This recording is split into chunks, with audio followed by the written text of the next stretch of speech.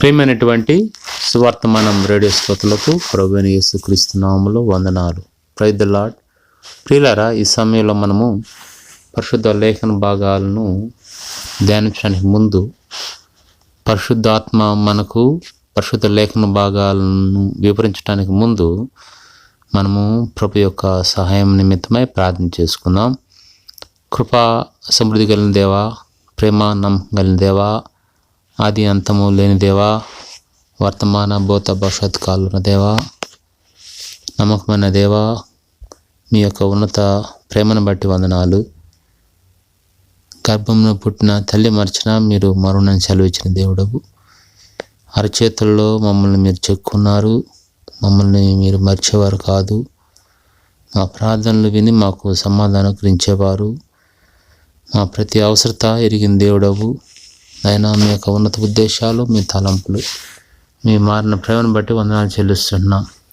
ఈ సమయంలో మేము కొంత సమయం మీ యొక్క లేఖన భాగాలను ధ్యానించాలని ఆశపడుతుండగా మాతో మీరు మాట్లాడండి. మీ మెల్లని స్వరం వినిపించండి. యేసు నామములో ప్రార్థించి వేడుకుంటున్నాం తండ్రి, ఆమేన్. ప్రియులారా, మనం ఈ సమయంలో హెబ్రీయులకు రాసిన పత్రిక 13వ అధ్యాయం 1వ వచనం నుంచి కొన్ని వచనాలు చూద్దాం. The Epistle of the Paul the Apostle to Hebrew, chapter 13, verse 1 onwards. సహోదర ప్రేమ నిలువురముగా ఉండనీయుడి, ఆదిత్యము చేయు. 2వ వచనం. ఆదిత్యము చేయ మరవకుడి, దాని వలన కొందరు ఇరుగుకయే దేవతలకు ఆతిథ్యము చేసిరి. ఇక్కడ సహోదర ప్రేమ నిలువరముగా ఉండనీయుడి అని లేఖన భాగాలు చదివిస్తున్నాయి. అంటే సహోదర ప్రేమ అంటే ఒకరినొకరు ప్రభువుని బట్టి ప్రేమించుకోవటం, అంటే ఒకరినొకరు అసహించుకోవటం కాదు, ఒకరినొకరు ద్వేషించుకోవటం కాదు, ఒకరి మీద ఒకరు కక్ష కలిగి ఉండటం కాదు, ఒకరిని ఒకరు కించపరుచుకోవటం కాదు, ఒకరినొకరు గనులుగా ఎంచుకోవాలి. సహోదర ప్రేమ కలిగి ఉండాలి. అది ఎట్లా ఉండాలంటే నిలువురముగా ఉండనీయుడి అంటే ఒక్కొక్కసారి ఏమో అంత ఎత్తుకు పోద్ది, ఇంకొకసారి ఏమో quite opposite, up and downs, ఎగుడు దిగుడు, ఎత్తు పల్లాలు. ఒక్కొక్కసారి ఏమో చాలా అతుక్కుపోతారు, ఒక్కొక్కసారి ఏమో దూరంగా వెళ్ళిపోతారు.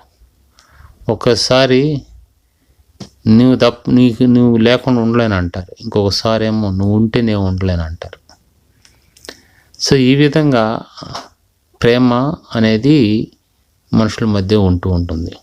కానీ దేవుడు ఏమంటున్నాడంటే అతివృష్టి అనావృష్టిలా ప్రేమ కాదు, మీ ప్రేమ నిలువురంగా ఉండాలి అంటున్నాడు. అంటే కంటిన్యూగా, అది ఆగిపోకూడదు. ప్రేమ మరీ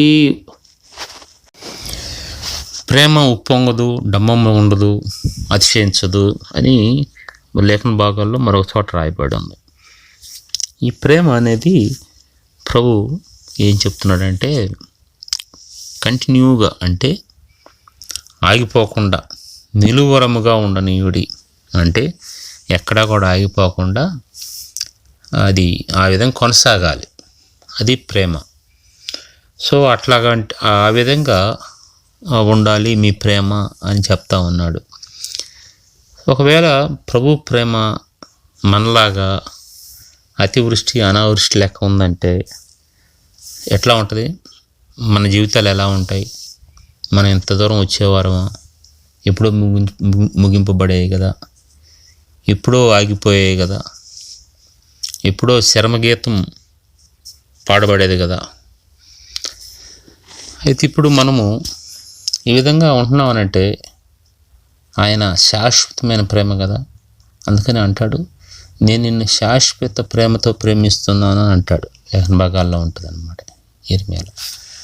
సో దేవుడు శాశ్వతమైన ప్రేమతో మనల్ని ప్రేమిస్తూ ఉన్నాడు. ఆ ప్రేమ కొద్ది కాలం ఉండే ప్రేమ కాదు. ఆ ప్రేమ ఎంతో ఎత్తుకుపోయి మళ్ళీ కిందకు వచ్చేది కాదు.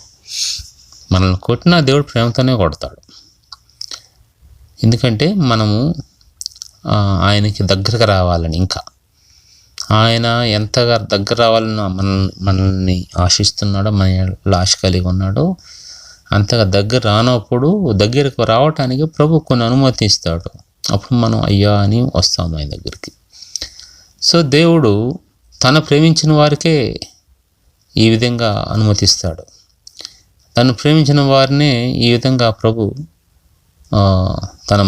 తన దగ్గరకు తీసుకోవడానికి కొన్ని అనుమతిస్తాడు. సో తను ప్రేమించిన వారికి ఇవి జరుగుతాన్న సత్యాన్ని గుర్తెరగాలి. నాకెందుకు జరిగింది, వాళ్ళకి ఎందుకు జరగలేదు అని అంటే, వాళ్ళు దేవుని ప్రణాళికలు లేరు, నువ్వు దేవుని ప్రణాళికలు ఉన్నావు. దేవుడు నిన్ను తన దగ్గర రావాలని కోరుకుంటున్నాడు. వాళ్ళని కూడా కోరుకుంటున్నారు కానీ వారిని కూడా, అయితే వారు ప్రభు వైపు ఇంకా తిరగలేదు, వారి రక్షణ కార్యం జరగలేదు. నీలో నాలో రక్షణ కార్యం జరిగింది కాబట్టి ప్రభు మనల్ని ఇంకా ఆయన గురించి తెలుసుకోవాలి, ఆయన ఎటువంటి వాడో అనేది ఇంకా తెలుసుకోవాలి. మనం తెలుసుకున్నది చాలా తక్కువ, ఇంకా ఎంతో తెలుసుకోవాల్సింది ప్రభు గురించి. కాబట్టి తెలుసుకోవాలంటే ఆయనతో సహవాసం చేయాలి. ఆయనతో సహవాసం చేయాలంటే ఆయన దగ్గరకు రావాలి కదా. సో కాబట్టి మనము ఆయనతో సహవాసం చేయాలని ప్రభు కొన్ని అనుమతించినప్పుడు మనము దాన్ని వేరుగా ఆలోచించవద్దు. That is the part of love. అది ఆయన ప్రేమలో భాగమే.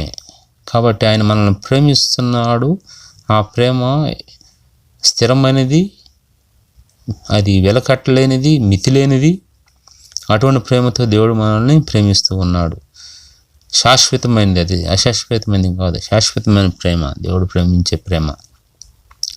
అయితే దేవుడు మనల్ని ఏమంటున్నాడంటే, మీరు సహోదర ప్రేమ నిలువరముగా ఉండనీయండి. మీరు ఉండనీయండి, అది మీ చేతుల్లో ఉంది.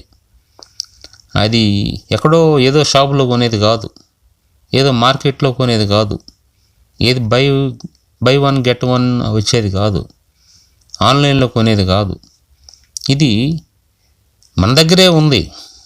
మనమే అటువంటి ప్రేమ కలిగి చూపించాలని మన ఆశ కలగాల మనలో. అటువంటి మనలో అటువంటి దృఢ సంకల్పం ఉంటే, నేను ప్రేమించాలని ఆ సహోదరుడిని ఎటువంటి పరిస్థితి ఉన్నా కూడా, ఎట్లా ఉన్నా కూడా అని ఆలోచన ఉంటే ఖచ్చితంగా మనం ప్రేమిస్తాం. కాబట్టి అందుకని నీ ప్రేమ అంతా నిలకడగా ఉండాలి. అది కంటిన్యూగా, అంటే ఎక్కడ కూడా ఆగిపోకుండా, నిరభ్యంతరంగా, ఎటువంటి అభ్యంతరం లేకుండా సో నీ ప్రేమ ఉండాలి అని అంటా ఉన్నాడు. మన సహోదరుడు అన్న తర్వాత తప్పులు జరుగుతూ ఉంటాయి. ఎక్కడైతే మోర్ దాన్ వన్ పర్సన్, ఒకరికంటే ఎక్కువ ఉన్న చోట ఖచ్చితంగా సమస్య ఉండటానికి కారణం ఉంటుంది, ఏదో ఒక సమస్య ఉంటుంది. అట్లని మనము ప్రేమించుకుంటే అప్పుడు క్రీస్తు ప్రేమను ఏ విధంగా మనం చూపించగలుగుతాం? క్రీస్తు మైండ్ని, క్రీస్తు మనసుని ఏ విధంగా మనము చూపించగలుగుతాం? సమస్య అనేది ఖచ్చితంగా ఉంటుంది. ఆ సమస్యలో ఉన్నప్పుడే ప్రభువుని సహోదరుని ప్రేమించి నేర్చుకోవాలి. మనము ప్రభువుతో సరైన సంబంధం లేనప్పుడు, మనం ప్రభువుకి అందుబాటులో లేనప్పుడు, ప్రభువుకు దూరంగా ఉన్నప్పుడే ప్రభు మనల్ని ప్రేమించాడు. అని అంటాడు, మీరు మొదట నన్ను ప్రేమించలేదు, నేనే మొదట మిమ్మల్ని ప్రేమించాను అంటున్నాడు. ఆయన మనల్ని వెతికి రక్షించాను అంటున్నాడు. మనం మంచోళ్ళం కానప్పుడే ఆయన మనల్ని ప్రేమించినప్పుడు, మనం క్రీస్తు ఒక మనసు కలిగి ఉంటే, అటువంటి మైండ్, క్రీస్తు కలిగి ఉన్న మైండ్ని, ఆ మనసుని మీరు కూడా కలిగి ఉండమని చెప్తాడు. సో అటువంటి మైండ్ మనం ఎట్లా కలిగి ఉన్నది అని చెప్పగలుగుతాం ప్రేమించినప్పుడు. కాబట్టి మనం సహోదరుని ప్రేమించాలి.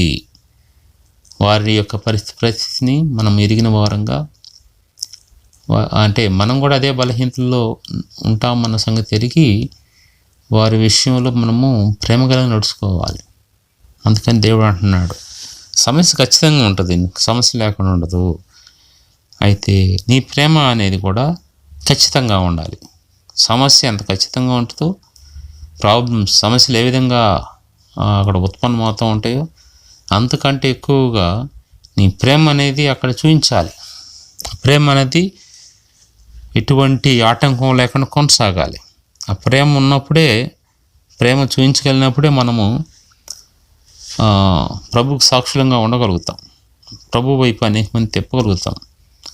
ఒకవేళ సహోదరుడు బలహీనంగా ఉన్నాడు, ప్రభుతో సరైన సహవాసం లేనివాడుగా ఉన్నాడు, ప్రభువుకి అందుబాటులో లేకుండా తను చాలా బిజీగా ఉన్నాడు, తను కూడా రక్షణ పొందినవాడే, కానీ కొన్ని పరిస్థితులను బట్టి నీకు అందుబాటులో లేడు, అంటే ప్రభువుకు అందుబాటులో లేడు. కొన్ని పరిస్థితులను బట్టి సరైన సహవాసం తగ్గిపోయింది, అతను ఇక ఆ దీపం ఆరిపోయే పరిస్థితుల్లో, అంటే లోపల ఆయిల్ ఉన్నప్పుడు ఎట్లాగా దీపం వెలుగుతుందో, ఆయిల్ తగ్గే కొంది ఆ దీపం యొక్క బ్రైట్నెస్, ఆ కాంతి తగ్గిపోతుంది.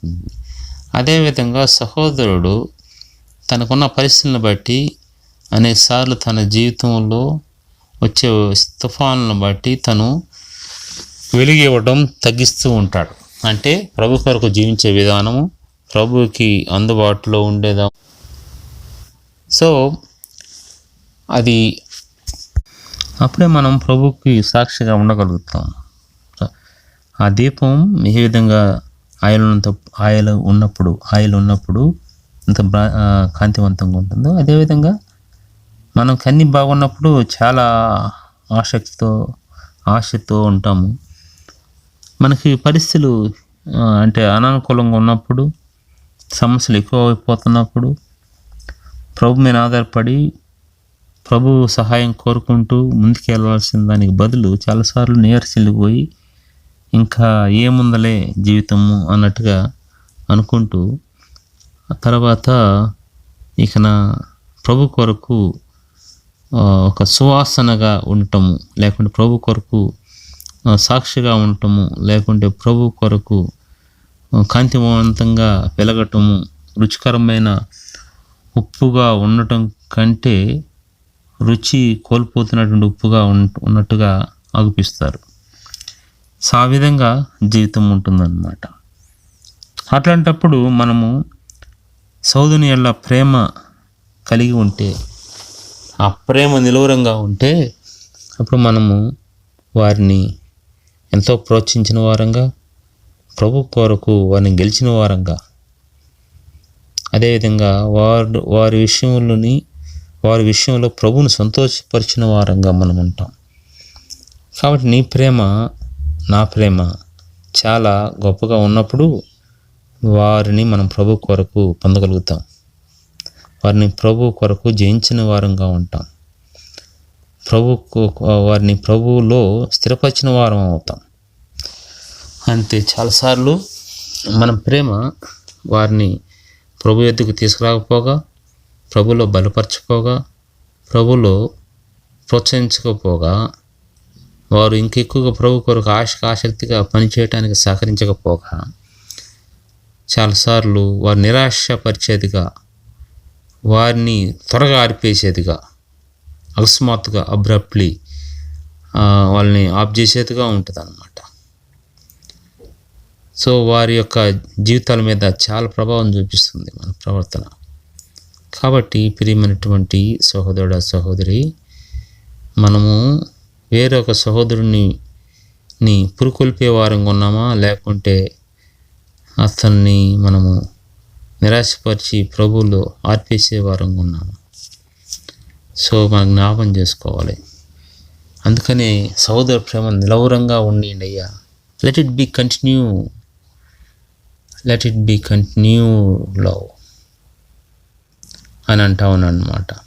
లెట్ బ్రదర్లీ లవ్ కంటిన్యూ అని అంటున్నాడు ఇంగ్లీష్లో. మనము ఒకటి ప్రేమను కొనసాగించాలి, స్థిరంగా ఉంచి కొనసాగించాలి. అంటే మనం ప్రేమిస్తున్న మనకి వారి ద్వారా హాని జరగవచ్చు, వారి ద్వారా మనకు నష్టం జరగవచ్చు. కానీ నువ్వు ప్రభు కుమారుడుగా చెప్పుకుంటున్నప్పుడు, మనం ప్రభు పిల్లలుగా చెప్పుకుంటున్నప్పుడు భరించాల్సి వస్తుంది, సహించాల్సి వస్తుంది, మనుషులంగా ఉన్నప్పుడు ఇనిషియల్గా ప్రారంభంలో మనకు కొంత ఇబ్బందిగా ఉన్నా, కష్టంగా ఉన్నా వారిని తర్వాత మళ్ళా ఒక సంబంధం రిస్టోర్ చేసుకునే విధంగా ఉండాలని ప్రభు ఆశపడుతున్నాడు. ఆ విధంగా ఉండటం మంచిది. ఆ విధంగా సహోదర ప్రేమను మనము స్థిరంగా ఉంచగలుగుతాం. 2వ వచనంలో ఎందుకు అట్లా ఉండాలి అనే విషయంలో 2వ విషయంలో చెప్తూ, ఆతిథ్యము చేయ మరొకడి, దాని వలన కొందరు ఎరుగుకయే దేవదూతలకు ఆతిథ్యం చేసిరి. ప్రేమించేవాడు ఆతిథ్యం చేస్తాడు. ప్రేమించేవాడు ఎదుటి ఆ వ్యక్తిని ఆదరిస్తాడు, ఓదారుస్తాడు, సహకరిస్తాడు.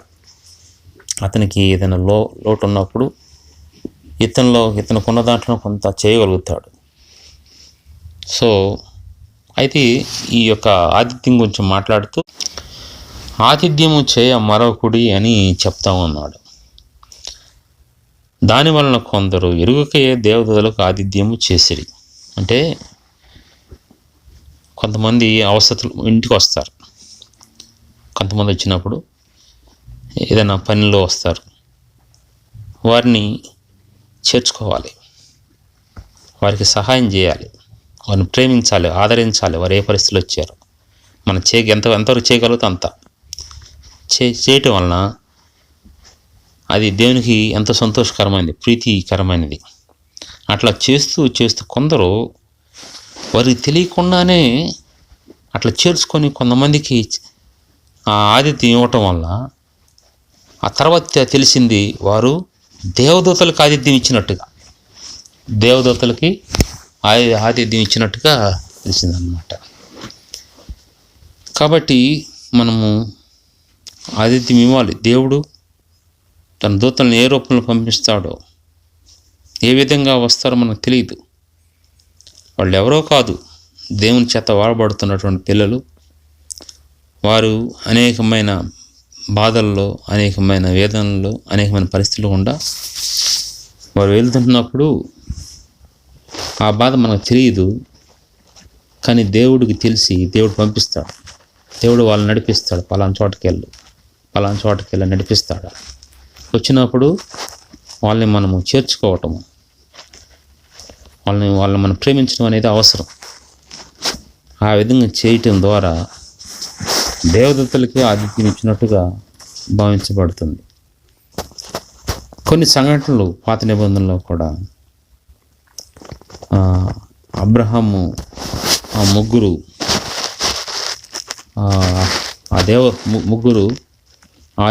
ఆతిథ్యం ఇచ్చినట్టుగా మనం చూస్తాం అన్నమాట.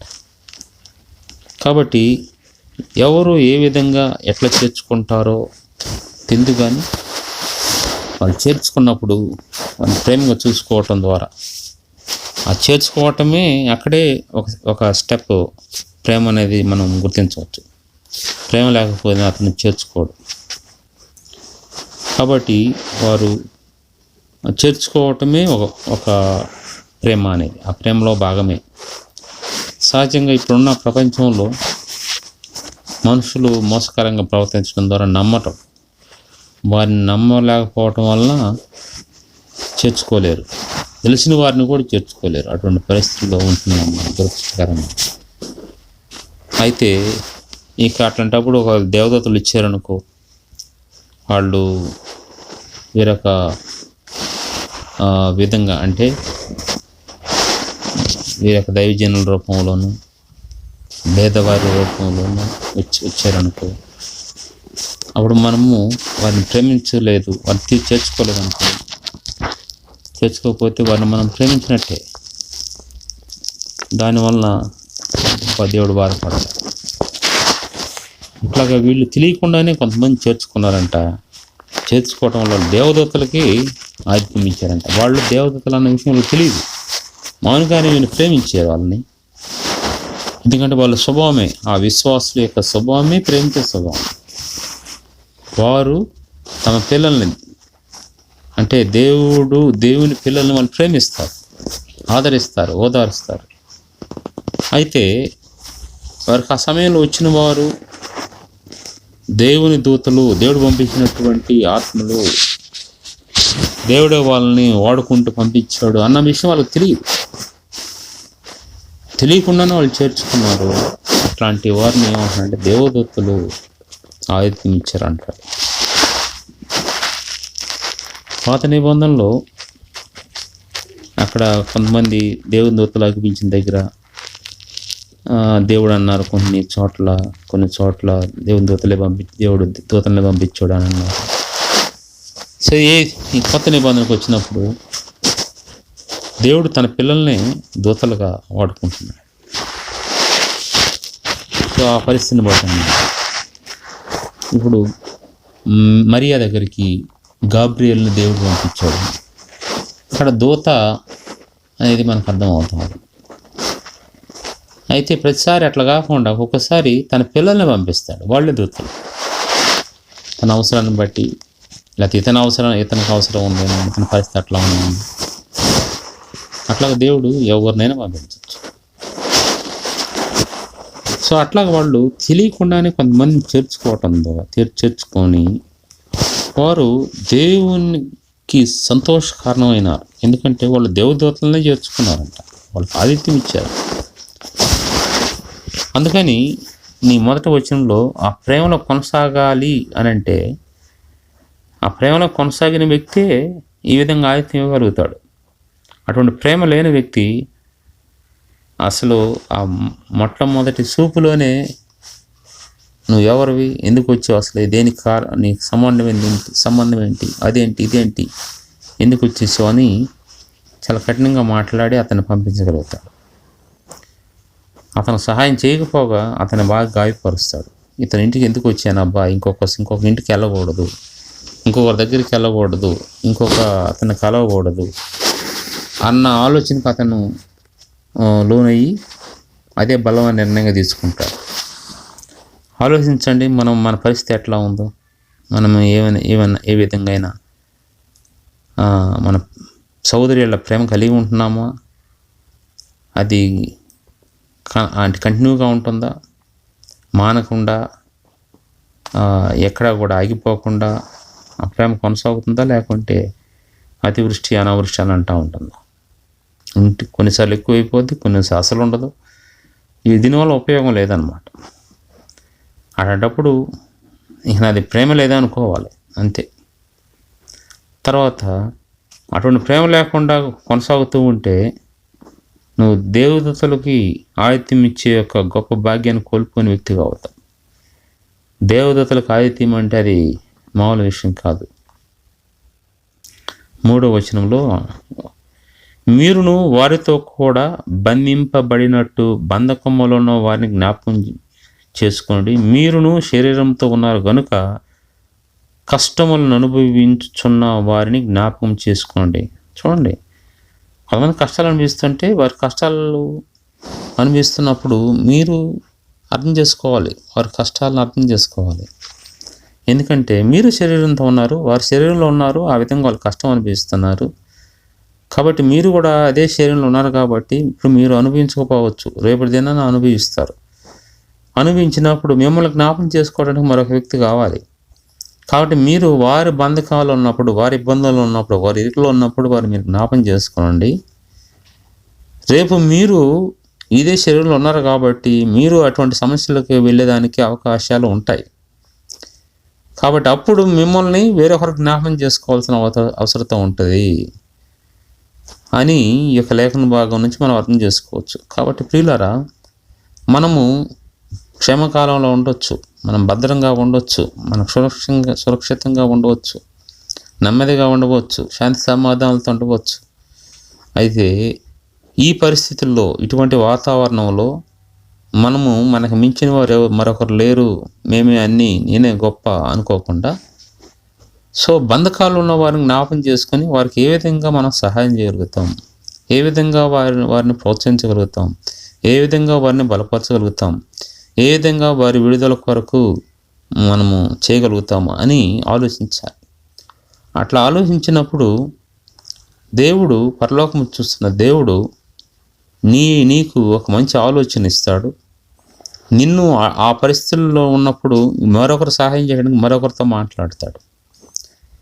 కాబట్టి మనము బంధకాలను మనం జ్ఞాపకం చేసుకొని మనం ఎంతవరకు చేయగలుగుతామో అంతవరకు మనం చేయగలిగే శక్తి వంచన లేకుండా మనం చేయాల్సింది చేయాలి. ఏదో పేరుకో ఏదో కొంచెం ఆగపట్టానుకో కాకుండా శక్తి వంచన లేకుండా ఎంతవరకు మనం చేయగలుగుతాం వారికి చేయగలగాలి. అప్పుడు దేవుడు సంతోషిస్తాడు. మనము ఆ శరీరంతో ఉన్నాం కాబట్టి రేపటి దినాన మనం అంతకంటే కష్టం ఉన్నప్పుడు మనల్ని మరొకరు జ్ఞాపం చేసుకోవడానికి దేవుడు సహాయం చేస్తాడు. ఆ విధంగా ఒకరినొకరు సహవాసం కలిగి ఒకరి ప్రేమ కలిగి నడుచుకోగలుగుతారు, కొనసాగలుగుతారు. ఆ విధంగా మనం ఉండాలని ప్రభు కోరుకుంటున్నాడు. ప్రియులారా, మనము క్రైస్తవులు అని చెప్పుకోవచ్చు. కొంతమంది క్రైస్తవు కాకపోయినా వారు అటువంటి ప్రేమను కొనసాగిస్తూ ఉంటారు. కానీ క్రైస్తవులు అని చెప్పిన వారు మనం ఎక్కువగా చేయాల్సిన అవసరం ఉంది. వారికి లేనివి కొన్ని ఉంటాయి, కానీ మనము ప్రభు పిల్లలు అని చెప్పుకుంటున్నప్పుడు వారికంటే ఎక్కువగా మనము అటువంటి ప్రేమను చూపించాలి, ఆ విధంగా సహకరించాలి, ఆ విధంగా వారి గురించి ప్రార్థన చేయాలి, ధైర్యం చెప్పాలి. ఏ విధంగా చేయగలిగితే ఆ విధంగా చేయాలి. అప్పుడు మనం క్రీస్తు మనసు కలిగిన వారంగా, క్రీస్తు పిల్లలంగా చెప్పబడతాము. క్రీస్తు మన జీవితాల ద్వారా ప్రోత్సాహం అంటే క్రీస్తు నామము అనేది మహిమపరచబడుతుంది. ఆ క్రీస్తు నామము ఎంతగానో హెచ్చించబడుతుంది. దేవుడు కొద్ది మాటలు దీవించి ఆస్వాదించను కాక. చిన్న ప్రార్థన చేసుకుందాం. కృపగల దేవా, నమ్మకమైన తండ్రి, ఇంతవరకు మీరు మాతో మాట్లాడిన దాన్ని బట్టి వందనాలు. మీ కొద్ది తలంపులను బట్టి మీకు స్తోత్రాలు చెల్లిస్తాను. మా ప్రేమలో స్థిరంగా బలంగా ఉండడానికి సహాయపడండి. మీరు మమ్మల్ని ఎట్లా ప్రేమించారో మేము ఆ విధంగా ప్రేమించుకోవడానికి సహాయపడండి. మీరు మమ్మల్ని ఏ విధంగా మానక ప్రేమిస్తున్నారో ఆ విధంగా మేము సౌకర్యంగా ఒకరినొకరు ప్రేమించుకోవటానికి, గౌరవించుకోవటానికి సహాయపడండి. ప్రభా, అది మేము ఆయుత్యం ఇవ్వటంలో మరవకుండా, ఇసుకు చెందకుండా, ఎప్పుడు వస్తున్నాడు ఇతనే, ఎప్పుడు ఇట్లా జరుగుతుందా అని ఆలోచన లేకుండా మేము ఆతిథ్యము ఇవ్వటంలో మీరు కృపను గురించండి, సహాయపడండి. ఆ విధంగా చేసే ప్రభావం దేవదత్తులకి ఒక పాపాత్మ లేని మనుషుడు, ఏమాత్రం యోగ్యత లేని మనుషుడు రక్షించబడి ఆ విధంగా దేవదత్తులకు ఆతిథ్యము ఇచ్చే స్థితికి రాగలిగాడంటే అది కేవలం మీకు ఇచ్చిన కృప కదా. ఆ విధంగా కొనసాగట్లో కృపను గురించాలని కోరుకుంటూ, చింగల్ ప్రభా, మీ బిడ్డలు మేము ప్రేమించడానికి, మీ బిడ్డలకు మేము ఆతిథ్యం ఇవ్వడానికి కృపను గురించాలని యేసు నామములో అడిగి ప్రార్థించి కనపరిచి వేడుకుంటున్నాం తండ్రి, ఆమేన్. ప్రియులారా, ప్రభు చిత్తం అయితే మరోసారి కలుసుకుందాం. దయతో ఈ పరిచయం జ్ఞాపకం చేసుకోండి. Praise the lord.